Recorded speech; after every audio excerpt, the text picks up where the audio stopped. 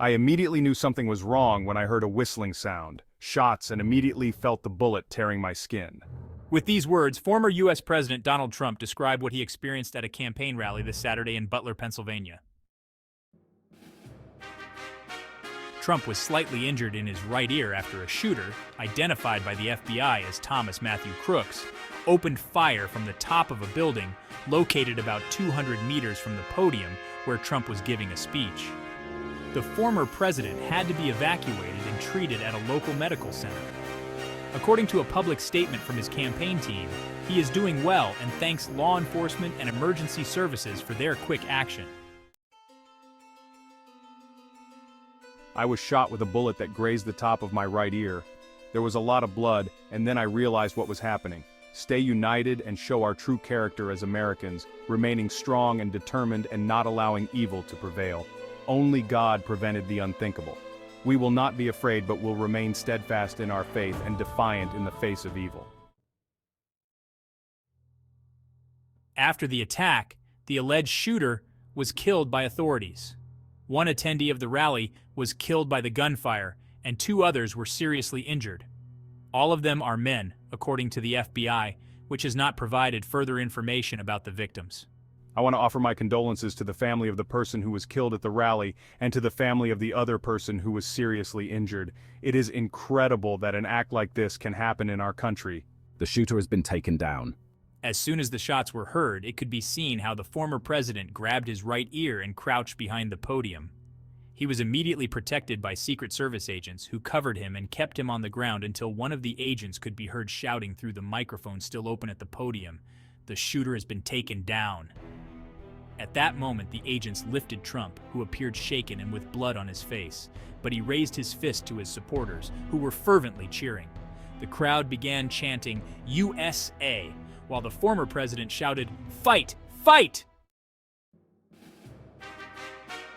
Authorities have assured that the building from where the attacker fired is outside the security perimeter.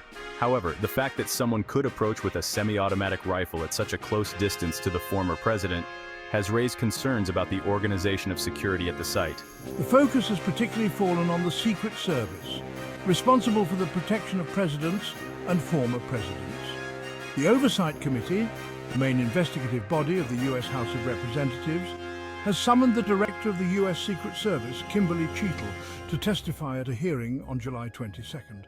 Americans demand answers about the assassination attempt on President Trump.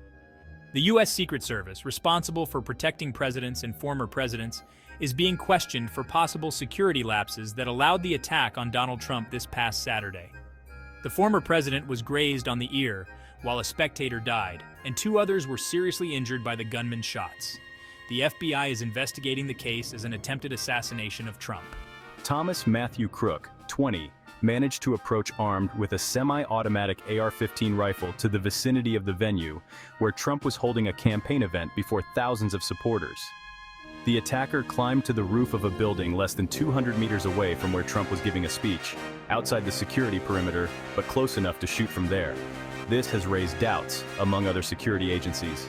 In a press conference following the attack, FBI Special Agent Kevin Rojek said it was surprising that the gunman had been able to open fire on the stage before the Secret Service killed him.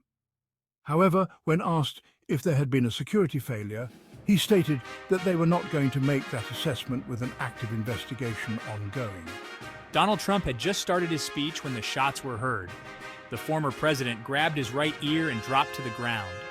He was immediately surrounded by Secret Service agents who kept him on the ground until one of them was heard shouting, "The shooter is down!" They then took the former president to an armored vehicle and removed him from the area. Crooks was neutralized by Secret Service snipers stationed on rooftops near the stage where Trump was speaking after he began firing. A witness to the incident, Greg, told the BBC that he had seen a man crawling on a roof with a rifle before the shots rang out and that he tried to alert the police. Their mission is to protect the presidents of the United States, both current and former, and last night they failed spectacularly. The Oversight Committee, the main investigative board of the U.S. House of Representatives, has summoned the Director of the U.S. Secret Service, Kimberly Cheatle, to testify at a hearing on July 22nd. Americans demand answers about the attempted assassination of President Trump. The last time there was an attempted assassination of a sitting U.S. president was in 1981, when Ronald Reagan was shot in the lung and survived. Today, American politicians and the public want to know how an alleged assassin was able to climb onto a rooftop armed with a rifle and fire 4 shots at the podium in an area that was supposed to be clear. The FBI was able to identify Thomas Matthew Crooks, the alleged shooter, after a DNA analysis, since he had no identification on him. The suspect was a resident of Bethel Park, located in the Pittsburgh metropolitan area, about 70 kilometers from Butler. This remains an active and ongoing investigation, and anyone with information that can help with the investigation is asked to submit photos or videos online.